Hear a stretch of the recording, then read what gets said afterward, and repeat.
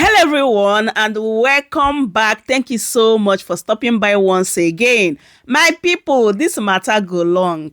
This matter go long because a lot of people are still coming out to talk about the statement made by Ruben Abati on Arise television saying that Igbos do not sell land to non-Igbos. This one na woto promise. Can Ruben Abati survive this? Because according to Joseph Okechukwu here, he said that Ruben Abati need to apologize to Ndi Igbo or he retire from his brand of journalism. Joseph Okechukwu also talk about his experience in Lagos when he wanted to buy a house in Lagos, like what a Yoruba man told him. This to show you that there's nothing like unity in Nigeria because the level of tribalism, bigotry is getting out of hand, honestly. Right now, people are no longer, hiding it anymore. They are even coming on national television, to expose themselves and to show how bigot they are. That is the reason why this particular statement from Ruben Abati really got to Ndi Igbo, and they are coming out, to clear the air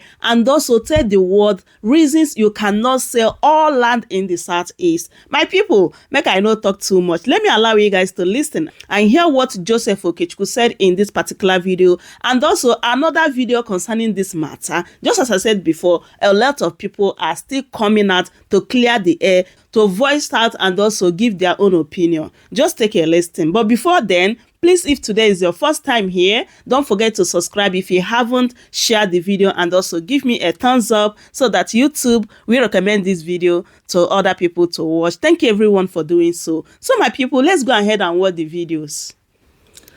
Hi everyone, I hope you're all doing great today. Okay, so after that unfortunate incident on Arise television,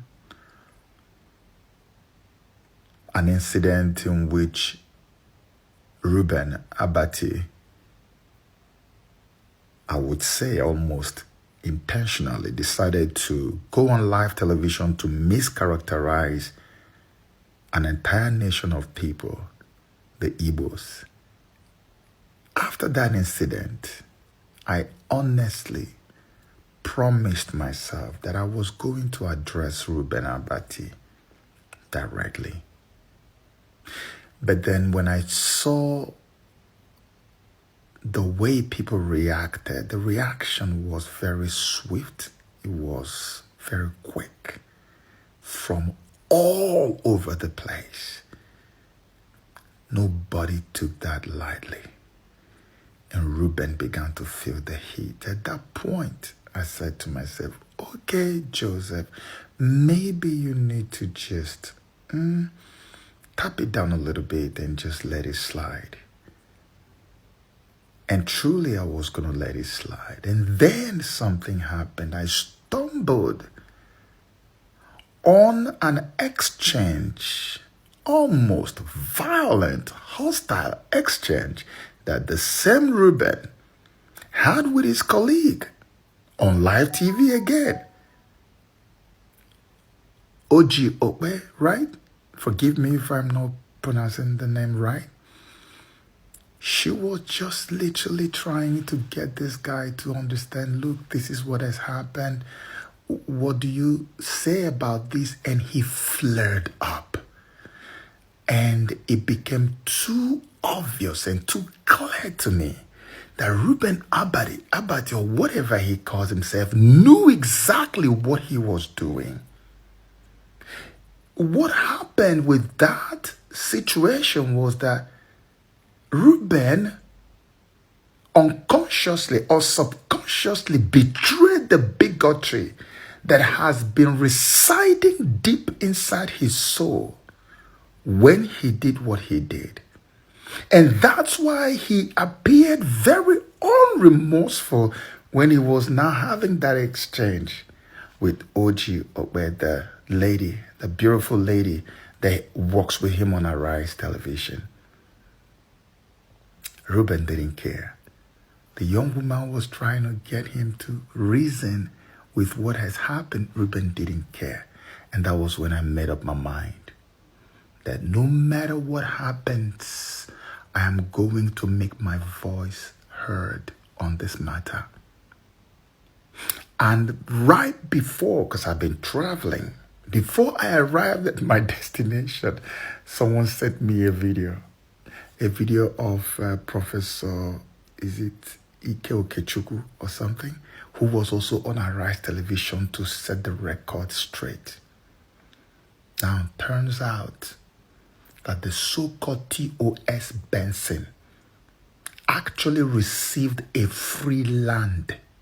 Reuben was trying to paint Igbos as people who don't like selling land to foreigners, but they want to buy land in other people's homelands. That was the dent he wanted to put on Igbos. But it turns out now, because he didn't do his research, he's not a good journalist, if he's even a journalist at all.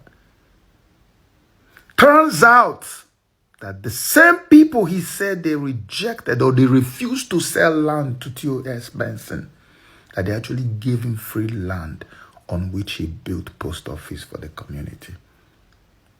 Now, I don't even call myself a journalist, but if I write anything, if I put stuff out there in the public domain, go check it well. I have done my proper research on it. That's why I campaigned for Donald Trump. I sold him to Africans. And I sold him with facts, with the truth. I wasn't selling emotions and sentimentalism to people. I was selling facts. And that's why the people bought. If his approval rating was 15% when I started the journey, it is about 75 to 80% across the continent today. That's the work of a good journalist, and I'm not even one. Reuben did not do his due diligence. He didn't do any research, not even one. Why would you come on a live television? In my own village today, I can take you physically, hold you by the hand, and take you to places. I'm not talking about Enugu town. I remember the professor, the good professor, very intelligent man. He gave instances of places in Enugu, in Onitsha, where Yoruba Hausa people own lands. But I'm talking about my village.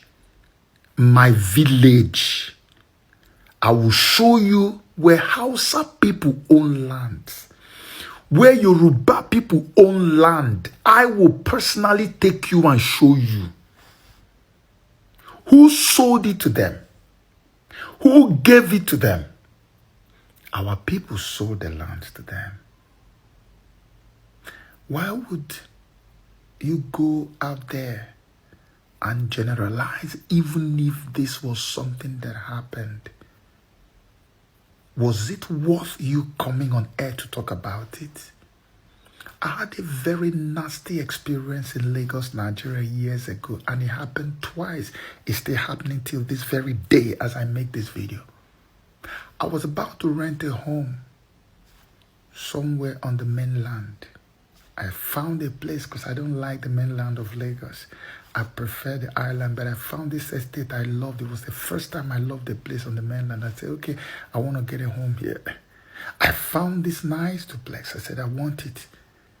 I told my agent, make the plans, let's get it. He told me that it's done, sir. Let me just get all the papers and you will just pay. When it was time to make payment, the landlord said he needed to know who was renting his home. They told me it was an Igbo man. The man said, no, I don't rent my house to Igbos. He did not mince words. He said it to the guy. Tell him that I don't rent my house to Igbos. In fact, he warned the agent and said, never bring any Igbo person to rent my property again. It was the first time in my life I heard anything like it. And it happened back to back. There was another location we went to. The same exact thing happened. I have my money. I have everything. But I can't get a place to rent and pay and rent because I am an Igbo man. In Yoruba land. It's still happening till tomorrow. The reason why they don't want to rent to Igbos, do I know? Because I know Igbos, they may not be the richest, but they have a lot of money. There are too many countless Igbo landlords in Lagos who rent homes, apartments to Yoruba people. Some of them have issues with their tenants. Some of them don't. And I'm sure there are Yoruba people too who rent homes to Igbos. At the end of the day, the place I finally got on the island is still a Yoruba person that I took it from. No wahala.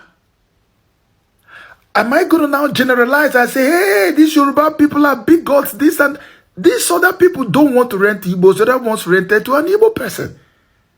You cannot use one single story to generalize and mischaracterize an entire nation of people. How dare you, Ruben Abati?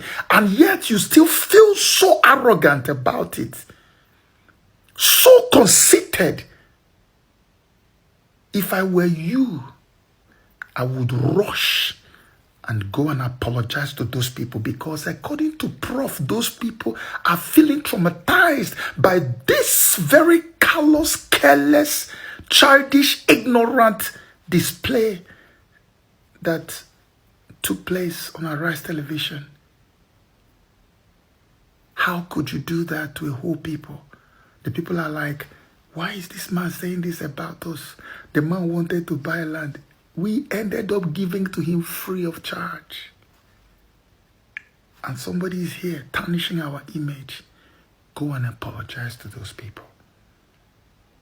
If you don't apologize to them, you are not fit to continue to call yourself a Jew. With all the controversies we've seen within the social media space and even in open discourse, it does appear, and a lot of people now just came to the realization that yes, when you look around, you don't see a lot of properties owned by foreigners within Igbo land. By that I mean those that are not of Igbo extraction, but are Nigerians. Is it something that we should worry about? Or is it our problem or their problem? Okay, thank you very much. In the first place, it is not true that you don't see property owned by non-Igbo in Igbo land. There are many of them, but the number is only commensurates with the activities that are capable of attracting those people and retaining them. You find a lot of Igbos in Lagos, in Kano, in Abuja, and other places. And they are acquiring lands to live comfortably. Not because it is easier to acquire land in those places than Igbo land, but because it is a lot more helpful and more of the money from the federal coffers is spent there. And that is why you have people there who go there to buy land. The question you ask is, how many of those non-Igbos have such enterprises that would cause them to come and stay here for too long, acquire property, live, raise their children? How many of them? In the 1950s, first of all, let us start with how it started. Prior to colonialism, land in Igbo land belonged to three categories: the community, the family, and the individual. The communal land is there open for everybody if you meet the demands of the community. The kindred land is also there if you meet their demands, but there's something very important in it. There are certain things that are sacred about kindred land or Umona land. You don't just go and acquire it. You don't just sell it. If we go deeper into that area of law, we begin to talk about allotment and partition. Allotment is where your kindred says, take this measure of land to build a home. It's not sold to you. You cannot sell it, which is different from partition, where the family will say, now we are 10 in this family, we'll have 50 plus, let us give ourselves one plot to do whatever we want to do with it. In which case, the individual can even sell to anybody. Then, remember, what you see today as central state control of land is a thing coming from the Land Use Act. As at 1912, the Land Use Act had taken effect in Lagos, in the north, because the northerners had come of the Sultanate background, where the conquistador, the conqueror, became the owner of the entire lands. That is especially the Sultanate areas, Borno and Sokoto. They were the owners of those lands. Now, in the West, from 1863, during the session of Lagos, 1861, as at 1863, the laws governing England were now applicable in Lagos. And those things also reflected in land. So you now see even some locus classicus in land matters in Lagos as far back as 1873. And that was giving lands to certain classes of chiefs. But now, when you come to Igbo land, I think it is two reasons why people talk the way they talk. One is ignorance. Number two is political branding. I'll take that last one first. Yes. So people you think there's something to be gained by continuing to brand the there is something to be gained by talking down on the Igbo, by trying to run the Igbo down, by being counted among those who denigrate the Igbo. So, all these, I don't even want to call his name. He is my friend, but I don't want to call his name. His sudden discovery of Igbo not selling land is because he has his eyes on something. He's appealing to somebody to recognize that I'm one of you who dislike these people. And it is really a pathetic situation that one political sales commodity in Nigeria today is for you to show utmost hatred for the Igbo, so that you'll be reckoned with as being among those who can be trusted. You have hundreds of business directors, bank directors, multinational leaders in Lagos. They can afford to buy land. You have a lot of entrepreneurs there. How many of them do you have here? Even public service directors at the federal level, how many of them do you have here who can afford to buy land? Let us, before we now talk about need, whether they need it. Do they like to take permanent residence where they are sent, like the civil servants who are sent here and they spend 2-3 years and they are gone? Unlike the Igbo man who is an entrepreneur who starts there as an apprentice, he does that 7-8 years, and after that he begins to do his own business and begins to rise. Another 20-30 years he's there. So it is necessary for him to acquire land so that he will stop paying rent, so that he will stop being harassed by a landlord, so that he can also plan his habitation. So the preponderance of the Igbo getting land cannot be measured with others getting land in Igbo land, because the commensurate economic power cannot be there. Those in Igbo land, there is no federal spending in Igbo land for people to stay here and have the need to build their homes. How many federal enterprises, federal organizations are functioning here? How many multinationals are in the Southeast? Because when we talk about land, you do not leave out affordability and the need. That's factors of production. So typically what this is about is that, well, when you reverse this conversation, Ndi Igbo are always moving out, spending money, trying to be comfortable elsewhere. Yes. But those factors of production that make it attractive for them elsewhere are not present in the homeland. Yeah, they are not. So where does that leave us in the conversation? So at the end of the day, it's not the fault of the Igbo that people are not coming here to buy land. Not that they don't have the land for sale, really. Mm-hmm. Well, I'm not saying that the Igbos have the land. They don't have the land, but it entirely depends on you. If you want to sell your own land. But let me also tell you what is evolving. You know, the Land Use Act is actually being effectuated in the Southeast, starting from, say, 2010 or thereabout.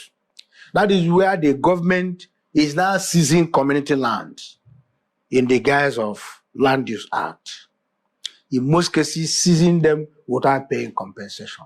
Talking about those factors that will keep the Igbo on their land or that will attract others to come to the land is going to go further away, because the capture of those community lands on behalf of the state is not actually being done to create business or economy. They are all, if you look at the entire estates they are building, development, housing development and the rest of them, how many of them have you seen to be industrial estates? In Enugu now, there are more than 100 estate developers playing in every corner of Enugu. Which one is an industrial estate? Where people can set up small businesses, employ 5 persons, employ 20 persons, employ 100 persons. Even the eminent industrial estate is being ravaged by these developers. All of them are being carved out, turned into this and this estate, this and this housing, this and that estate.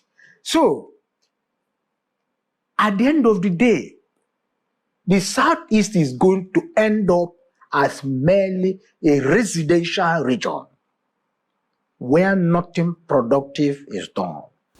So my people, that is it. I hope you guys heard everything they said in this particular video. Like, I am kind of loving what is happening, because it has given Igbos that opportunity to come and express themselves, as well as tell the world the reasons you cannot sell all land in Igbo land. Yes, and the reasons why some people are not coming to the Igbo land to buy land. So my people, I don't know what you think, and I would love you guys to leave your thought in the comment section as always. Through comment, we all learn as well. And also don't forget to subscribe if today is your first time here, and also turn on the post notification so that anytime I upload a new video, you'll be notified. Share the video to your friends and family, and also give me a thumbs up so that YouTube will recommend this video to other people to watch. Thank you everyone for watching, and I will see you guys in my next update. Goodbye for now. Welcome to Shamra Seniors TV. Call off into